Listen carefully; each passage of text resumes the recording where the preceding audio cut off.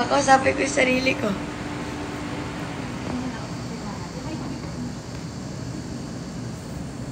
Hello!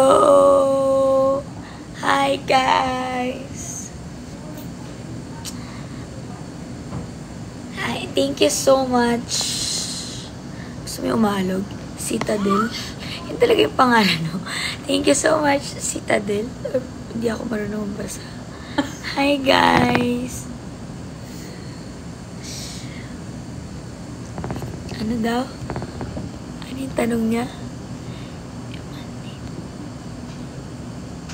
Na ano daw? Ano ba yan? Ba't kasi gumagalaw?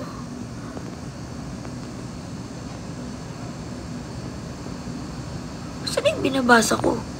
Hala, ano yan?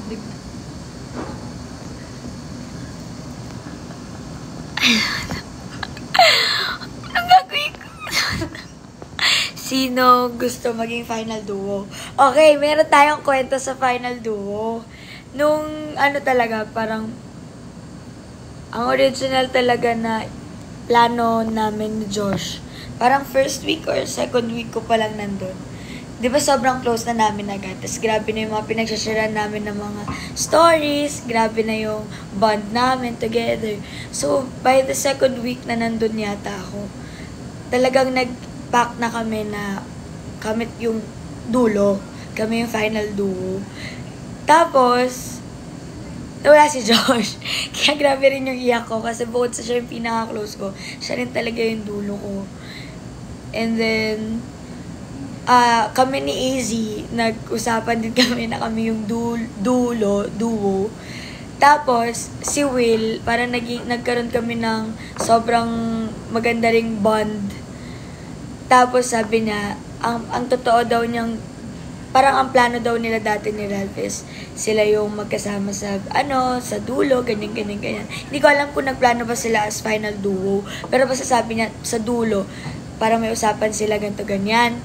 So, sabi ko, sakto, wala si Josh. Sabi niya, wala rin sila. Sabi namin, ayun, parang sabi namin, kami na lang yung dulo. Nag-usap kami ni Will nun na parang, dulo ah. So, every morning, ganun kami. Dulo ganyan kami. Tapos dumating sila Ralph. So parang feeling ko, okay, dyan na yung dulo ni Will. Tapos yun na, hindi ko na alam kung sino yung final duo ko. Kasi parang lahat sila may mga may mga usapan na final duo.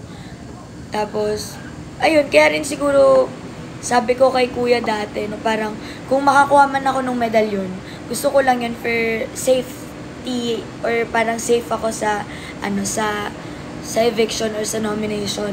Pero hindi ko gusto yung medal for picking sa dulo or sa duo, final duo. Kasi mas gusto ko ako yung pinipili. Kaya pag ikaw yung mamimili, parang, syempre, overthink mo yun. Baka napilitan lang sila, wala silang choice, ganyan. Kaya pa ba ng boses ko? Asa na? Big 4 ko, sinagot ko yan sa unang hirit.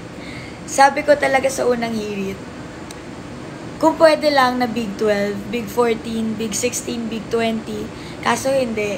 Actually, kung Big 10 nga, pwede pa. Hindi, kaso wala pa rin ako maisip. Kumbaga, lahat pa rin sila. Or kung may sabihin man ako specific na sagot or reason, bakit ito yung final 4 ko or final Big 4 ko. Pag sinabi ko yung mga reason na yun, lahat ng reason ko is applicable sa kanilang lahat. Applicable sa lahat ng housemates talaga. Lahat talaga doon, Big 4 or Big Winner material. Pero, pag pinilipit nyo ako talaga, siguro, syempre, ang sagot ko, number 1 dyan si Kuya Ribs. Big winner ko yun. And kasama rin siya sa Big 4 ko. Kuya Ribs, Ralph, Tol, alam mo yan. And then, Will, and then, Mika. So, yung reason kung bakit si River, self-explanatory naman, sobrang Big 4 and Big Winner material naman talaga ni Kuya Ribs. Sobrang selfless. Napanood ko yung willingness niya para makipag-trade. Actually, before ako lumabas, sinabi na yun sa akin ni Ralph. Before din lumabas si Ralph. Tapos grabe yung iyakan namin ni Ralph doon. Tapos, ewan ko kung pinalabas, hindi pa kasama siya nakakapanood.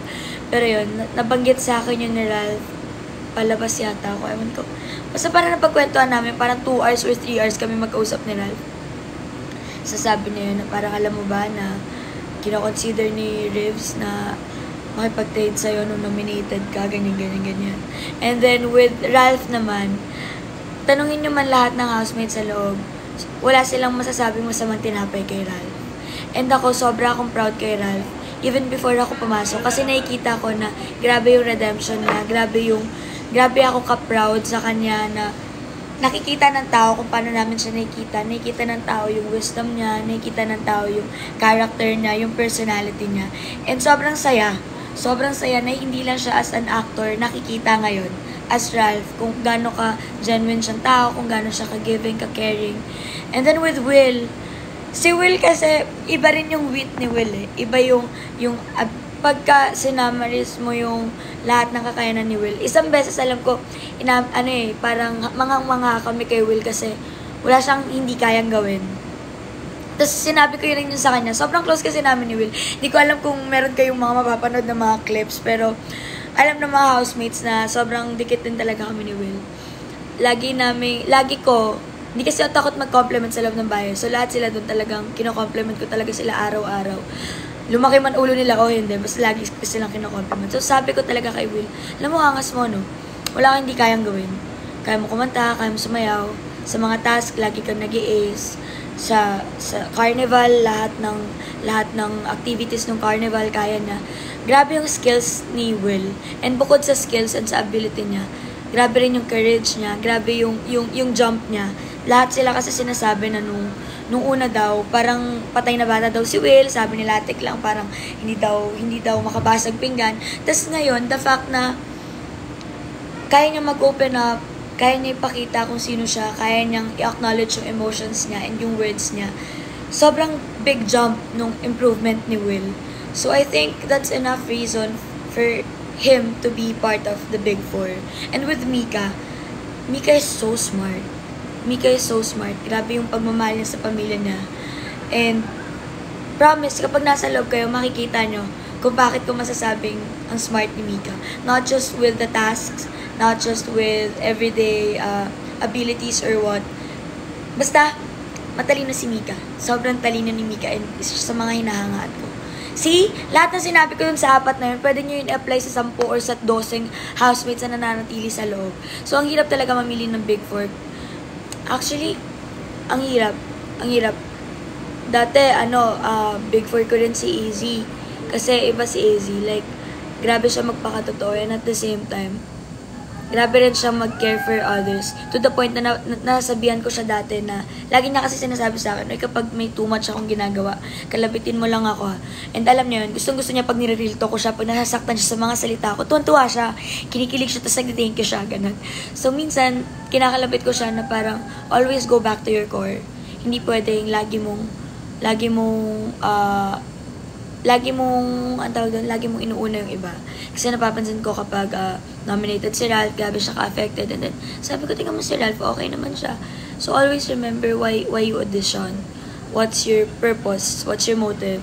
Nag-audition ka dito not because of Ralph. Pakita mo rin kung sino si Easy. Kasi si Ralph, kaya niya i-handle yung sarili niya, ganyan. Tapos kapag nominated ako, grabe rin siya maiyak. Kapag nominated sila, yung mga kaibigan niya, yung mga core na, basta kapag may nominated, grabe yung puso ni Easy. But at the same time, hindi ko siya masisisi. Mapagmahalan talaga siya. She really have a big heart. Sobra siyang empath. Kaya, as much as I want her to protect herself and also fight for her own battles, hindi ko siya masisi kasi talagang pure talaga yung heart niya. Big Four ko rin si Brent. Di ba sabi sa inyo, wala talaga akong masasabi kung sino yung Big Four ko. Lahat talaga sila Big Four material. Alam nyo ba, meron akong chika, hindi ko alam kung napanood nyo. Pero alam nyo ba, nung unang beses na nominate ako, isa to sa hindi ko malilimutan and core memory ko with Brent. Nasa lanay, no? Nasa veranda kami nun, tapos parang sabi niya, Tol, kwento ka lang sa akin, ha. Araw-araw magkwento ka lang sa akin. Kwento mo yung gusto mo ikwento, yung mga napagdaanan mo, storya ng buhay mo. Para makilala nila kung paano ka namin nakilala sa loob. Ganun siya, para daw maligtas ako, para daw makita nila kung ba't deserving daw ako magstay. Willing daw siya makinig sa akin 24/7 sa loob ng bahay para lang malaman ng ibang tao kung gano'n daw ako ka-deserving magstay. Ganun siya klaseng tao. And at the same time, even before entering, lagi ako may naririnig talaga na si Brent and yung family daw niya, kilala daw talaga, hindi dahil sa looks, Pero sobrang bait na tao. Even sa school daw nila. So imagine, 27 or 26 si Brent. So the fact na naaalala nila yung memories nila with Brent sa school. Ilang taon pa si Brent nun. So even more than years ago or almost a decade ago na, naalala pa rin nila yung goodness sa heart ni Brent. Atik lang, big four ko din yan. Diyos ko naman, siya ang buhay ng bawat isa. Mom, you're my number one. Yan si Mom. Big four ko yan talaga. Isa sa mga pinakatotoong tao and isa sa source ng tawa, ng buhay, ng puso namin sa loob. Talagang doon niya pinatunayan na age is just a number. Yan si Ate Klang, never siya naging KJ, game siya sa lahat. Kaya sabi ko talaga, ate, hindi ka talaga millennial. Gen Z talaga yung puso mo. Sobrang game talaga siya sa lahat ng kalokohan. Madala siya pa nga ang pasimuno. Tapos bukod doon, yung puso din niya, yung pagmamahal din niya sa aming lahat. Yung sacrifices din niya and concern niya sa aming lahat. And sino pa ba? Si Isnir. Diyos ko, alam naman nating lahat, sobrang big winner material niya ni Isnir. Wala nang kailangang explanation, mami, alam mo yan. By the looks, by the proportion, by the vital signs, by the visuals and everything, talent, wit, and entertainment. Lahat yan meron sa Isnir. Puso, lahat yan. Utak, lahat yan talaga. Isnir, give ko yan sa'yo, mami. Big winner ka, alam mo yan. And ang laban mo, laban ko yan. Kaya nung unang nomination pa lang, nasabi ni ate, no, pareho tayo ng pinaglalaban dito. Sa akin, sabi ko talaga, okay na ako ate, makita akong panalo ka. Parang nilalaban mo na rin yung pangarap ko. Pareho kami naman pinagdaanan sa buhay niyan. Dustin, alam nyo, isa rin yun sa mga big winner material. Kasi, iba siya. Solution-based siya talaga. Sobrang vocal niya na solution-based siya. And willing siyang makinig. Hindi siya, eto lang ako eto lang ako, magagawa ko. Hindi.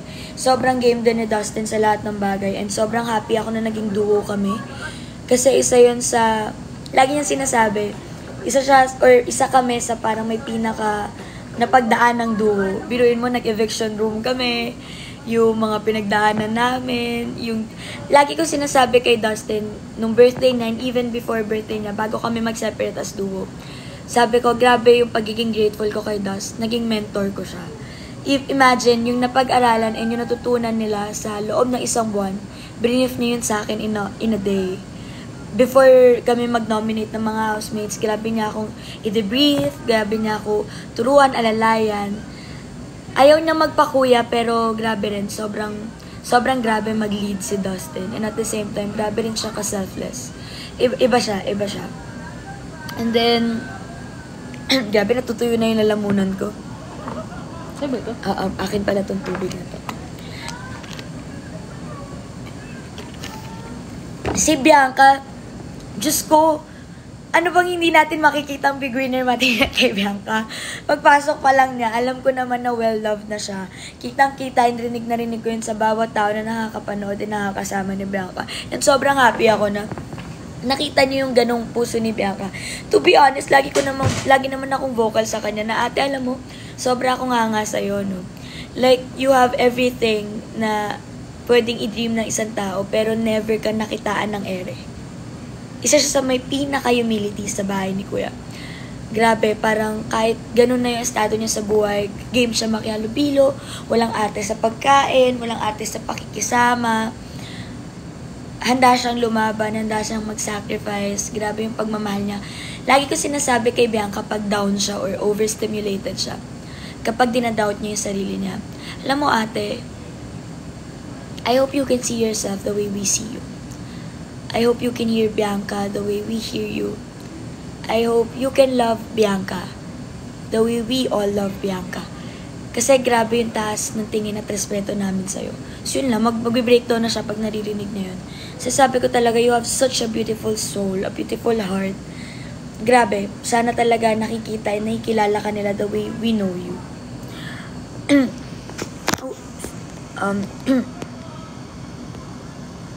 Sabi ko naman lahat, diba? Dustin, Mika, Bianca, Brent, Dustin, Mika, Bianca, Brent, AZ, Ralph, River, Will, Isnir, Charlie ang aming bunso. Siyempre, alam nyo, hindi nyo talaga iisipin na siya yung youngest. Kasi mature siya for his age and at the same time, grabe rin siyang makipagsabayan sa maturity ng mga kasama niya. Hindi mo iisiping minor siya. Grabe rin yung mga dinanas niya sa buhay. Iba din yung material and yung asset na meron si Charlie. Shovie, Diyos ko, alam nyo ba? For me, isa rin sa big four material kasi matalino si Shovie. Mukha lang siyang mali-mali pero sobrang talino ni Shovie. And at the same time, pag may mga task, kitang-kita mo talaga na game face mode on siya talaga. And at the same time, grabe yung communication skills niya, grabe yung wit niya, yung leadership niya, grabe yung pagiging competitive niya. And at the same time, di ba? Daming same time, sabay-sabay talaga lahat. Grabe yung puso niya. Grabe yung puso niya, the way she cares and serves everyone na nasa paligid niya. Grabe yung acts of service niya. Grabe yung pagmamahal niya sa bawat isa. And nakakasad kasi, alam nyo ba, trivia, tapos na tayo sa big winner, pero trivia, tuwing may mga first kaming ginagawa ni Shovie together, and even not together, lagi namin kinakongratulate yung isa't isa. So, halimbawa, may first brand siya, congratulations ate! Ganyan. Tapos kapag first nomination, congratulations, first nomination natin to, ganyan. Tapos kapag first namin ma-witness yung evasion with Millie, congrats sa atin ate, ang sakit pala. No? So, kumbaga, parang kami talaga yung sabay na may tinatahak sa loob ng bahay ni Kuya. Kaya sobrang iba rin yung bond namin. And kami rin yung magkalapit sa bed. So, every night kami talaga, I love you, Shub, I love you, Sai. Iba rin yung bond na nabuo namin sa loob ng bahay.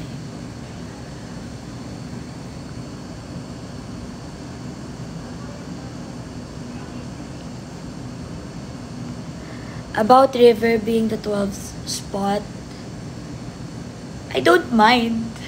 Kasi alam ko naman sa sarili ko, alam natin sa lahat tayo na nakakapanood.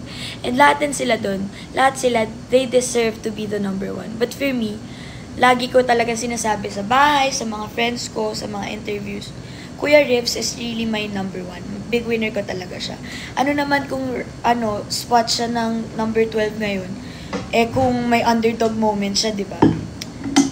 Lahat ng meron si Kuya River, sobrang big winner material. Yung puso niya, yung pagiging genuine niya, yung pagiging pure niya, sobrang self-explanatory. And hindi siya yung mabait na bait-baitan. Hindi. Yung bait niya, makikita mo sa mata. Yung bait niya, wala man siya sabihin, kita mo sa mata yung concern niya. That's why, first week ko pa lang, nakapag-open up na ako sa kanila ni Josh. Kasi iba yung level of comfortability and safeness na binibigay niya sa'yo. Iba yung pag-radiate niya sa buong paligid. Grabe yung puso ni Kuya Rips. And alam nyo ba, bago ko mabuksan may book kasi yung dad ni Kuya Rips, si Sir Bobby, si Tito Bobby. Hindi, basta yung book na about the family ni River. And then I was so shocked. Yes, shocked. Basta sobra akong tuwan-tuwa and sobra akong namanghana. Damn, ganun pala siyang klase ng tao pero hindi mo makikitaan ng bakas, ng yabang, and ng ere sa katawan.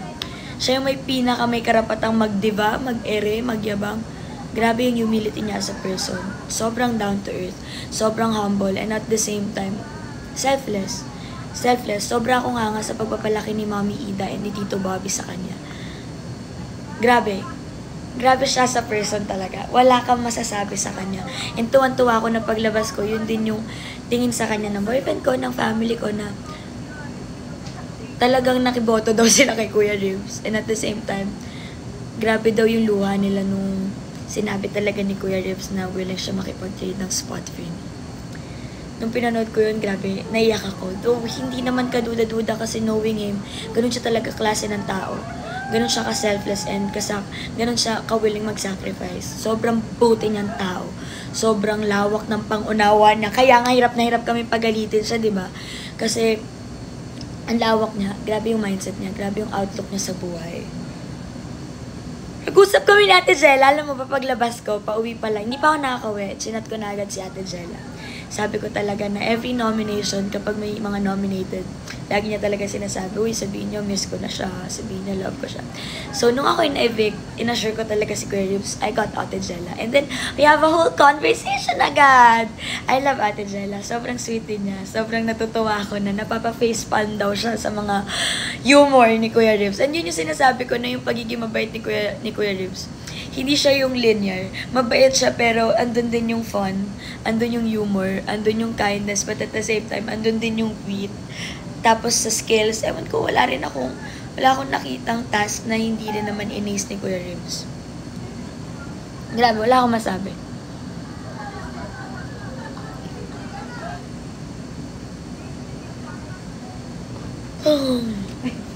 Sorry. Good morning. Wala naman ako hindi nasabi, di ba? Sabi ko kay River, kay Mika, kay Bianca, kay Ralph, kay Will, kay Dustin. Hello po, kay Dustin, kay Brent, kay Charlie, Ate Klang, Esnir. Sabi ko, di ba 10 na lang sila dun?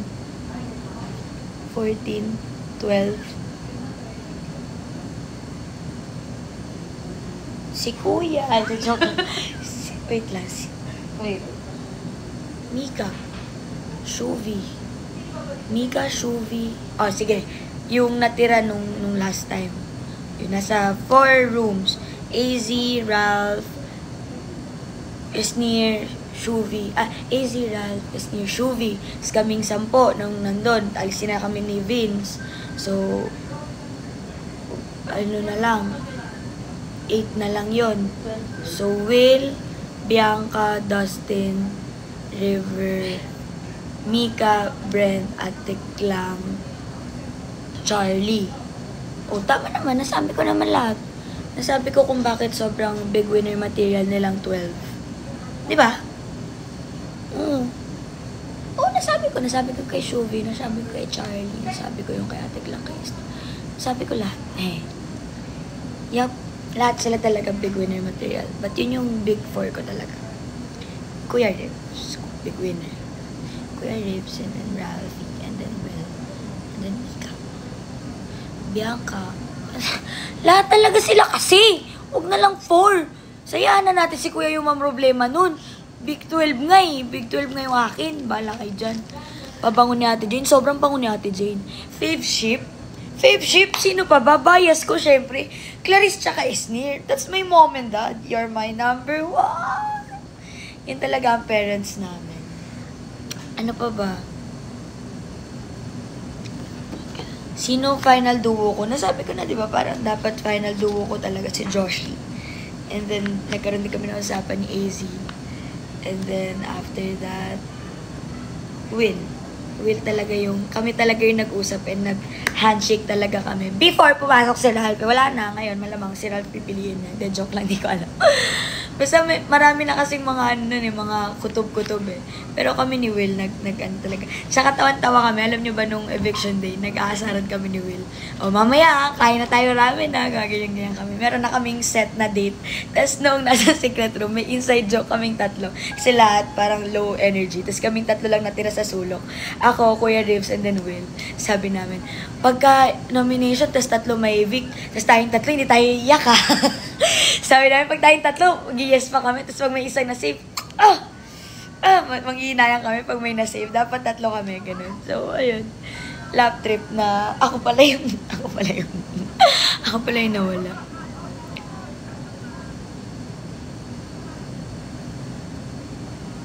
Oo, sobrang ganda ni Shuvi. Ano pa lang, pagtanggal pa lang ng blindfold nung nasa confession kami. Di ba sabay kami pumasok?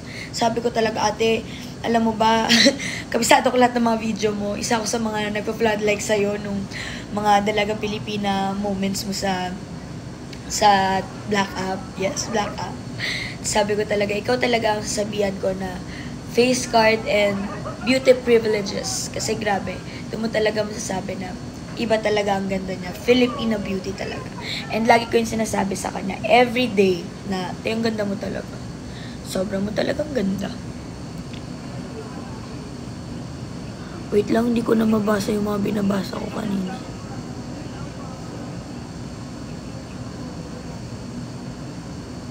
Saan na daw? I'm 21 years old po.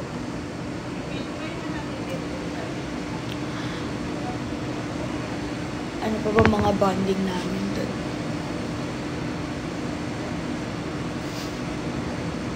I love you. Pinaka-close ko talaga sa loob ng bahay. Si Joshi. Tapos, Joshi, Kuya River. Yung kay Ralph, kaya siguro hindi kami, may usapan kami ni Ralph parang a week or 2 weeks after na nandun ako. Na parang, alam mo tol, yung friendship natin, alam mo yung low maintenance friendship. Ganun yung meron kami ni Ralph. Hindi namin kailangan mag-usap araw-araw. Hindi namin kailangan maghanapan araw-araw. Kasi, komportable and confident kami na meron kami sa isa't isa sa loob ng bahay. Kami yung reminder ng isa't isa paano kami outside the house. So, sobrang sarap na meron kang ganong klase ng kaibigan sa loob ng bahay na hindi mo kailangan hanap-hanapin, hindi mo kailangan mag-alala. Sobrang chill nung friendship namin ni Ralph.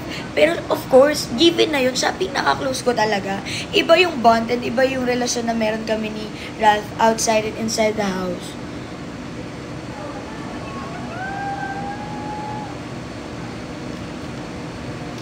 Iba yung friendship namin kasi wala alam nyo ba yung high street cast? Iba yung bond na meron kami. Like, everyday magkakasama kami, bonding kami, billiards, punta sa bahay ni ganito, ganyan, kain. So, iba yung relasyon na meron kami ni Ralph. Hindi, mahirap siyang i-compare dun sa mga natitirang housemates kasi lahat naman sila halos dun ko lang naging friends and best friends. Tapos, yung friendship din namin ni Bianquix, mahirap din siyang i-compare sa loob. Kasi magkasama kami sa It's Okay. Grabe yung closeness namin this December. Iba yung bond namin to the point na ayaw namin mag-COE-an. Everyday kami magkasama. So, iba yung friendship namin. Girlfriend ko talaga si Bianca. Alam na yan. And with this near, hindi kayo maniniwala, pero first time namin mag-meet again sa PBB. Second time. First time namin is, first time namin sa ball. The second time namin doon. Pero grabe na agad yung closeness namin. And then the rest doon, first time ko talaga ma-meet and makasama. So, mahirap. Hindi natin pwede sabihin na sino pinaka-close mo. Kasi iba-iba kami ng level of friendship doon. Iba-iba. Pero lahat sila doon, girlfriends ko. Lahat sila doon, kuya ko, mga tropa ko, mga tol ko yan sila. So, ayun na nga guys. Totoo ba?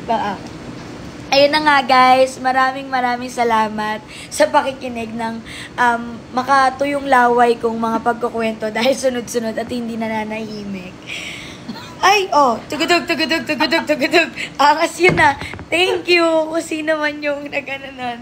Isa pa nga, ano nangyari? Filter ba yun? Yeah, tigidig. All time. Ang galing na, naging cowboy ako dun ha. Yeah, tigidig. Angas na. Angas yun ha. Rodeo ha. Thank you. Ang cute naman nun. Ito na nga, mag-wrap up na tayo. Thank you so much for everyone na nag-support, nanood. And, nandito, sa live na ito, salamat sa pagsuporta sa akin, sa paglaban para sa amin nung first time kong ma-evict. Sobrang damang-dama ko talaga yung mga tulong nyo and suporta ninyo. Maraming salamat po. Patuloy po nating suportahan and panoorin and subaybayan po ang mga natitirang housemates sa loob ng bahay ni Kuya dahil lahat po talaga dun sila deserving. Tulungan po natin na ilaban nila to para sa kanilang mga pangarap and ingatan po natin na hindi sila mag-iyakan, please. Kung pwede magkamilagro na walang lalabas, gawin natin yun. Charot. So, ayun nga guys, thank you so much again and guys, meron ako ipopromote. Bukod sa cookie ng ina ng nanay ko, ipopromote ko rin yung Sunshine! Yung Sunshine, guys, ipapalabas na siya. Finally, Sunshine is home! Dito na siya sa ating bansa ipapalabas kasi nauna siya sa ibang bansa eh. So, yung movie namin nila Ate Maris and Elijah Canlas, of course. Jello, I miss you. Ipapalabas na po siya dito sa ating bansa, sa Pilipinas. Directed by our very own and produced by written and directed by Direk Antonetta Downey. I love you, Direk. I miss you so much by Project 8. And with special participation, hindi nyo kakayanin. Papapi lang naman. Yes, hindi nyo kaya yun. So, yes, panoorin natin siya. Coming na this July. Samahan nyo kami panoorin siya. And supportahan po natin siya. Sobrang ganda nun. Sana ma-appreciate nyo. I miss you all, guys. And of course, it's okay! Tagal-tagal na itong niluluto. I think luto na siya. So, abangan natin kung kailan siya ipapalabas. Soon na rin yan. Andun din si Biancake. So, kung gusto din ninyong mapanood si Biancake, andun din si Biancake sa It's Okay. Soon, papalabas na yan siya. Soon na yan. Ayun. Yun, abangan natin. Sunshine and It's Okay. And guys, meron po kaming mga ginawang movies ng mga taong I think magugustuhan nyo rin. Hindi ko na pwede sabihin yung mga title, pero marami-rami po kayong aabang mga movies na ginawa namin since last year. And baka this year or next year siya ipalabas. So, thank you Lord for the blessings. Marami pong salamat sa mga biyaya. And thank you guys for your support. Thank you po so much. I love you all. And pasabi na lang sa mga housemates, eat well sa kanila. Like, ako kasi yung lagi nagsasabi sa kanila ng eat well. So, thank you guys sa pagsama dito. I love you all. Sa kanila. Like, ako kasi yung lagi nagsasabi sa kanila ng eat well. So, thank you guys sa pagsama dito. I love you all. Sa kanila. Like, ako kasi yung lagi nagsasabi